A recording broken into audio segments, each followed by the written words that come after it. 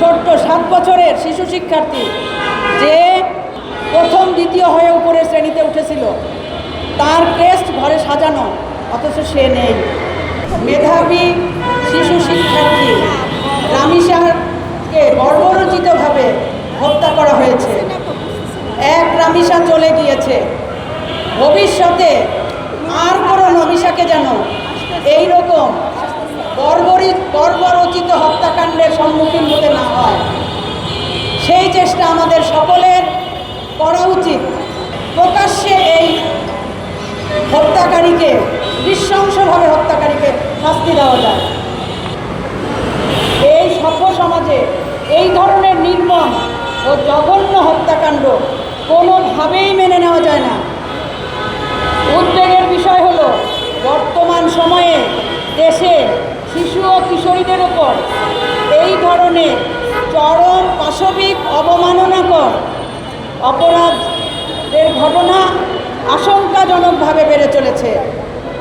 1 বছর আগে আসিয়া হত্যাকাণ্ড, কিছুদিন আগে আমরা আরও একটা হত্যাকাণ্ডের বিচার চেয়েছিলাম হাতিরঝিলে, এখন রামিসা। বেড়েই চলেছে একের পর এক অপরাধ সংগঠিত হওয়ার পেছনে যা আছে সেটা হলো বিচারহীনতার সংস্কৃতি। আমরা এই বিচারহীনতার সংস্কৃতির অবসান চাই। মামলার দীর্ঘসূত্রিতা এবং দৃষ্টান্তমূলক শাস্তির অভাব সরাসরি দায়ী। অপরাধীদের পার পেয়ে যাওয়ায় সমাজের এক শ্রেণীর মানুষের নৈতিক স্খলন ও বিবেকহীনতা চরম পর্যায়ে পৌঁছেছে। আমরা স্পষ্ট ভাষায় বলতে চাই, এভাবে একটি স্বাধীন দেশে আমাদের সন্তানরা, আমার আপনার সকলের সন্তান নিরাপদ থাকবে না। এক রামিসা দিয়েই শেষ হবে না, আমাদের কারো সন্তানই নিরাপদ নয়।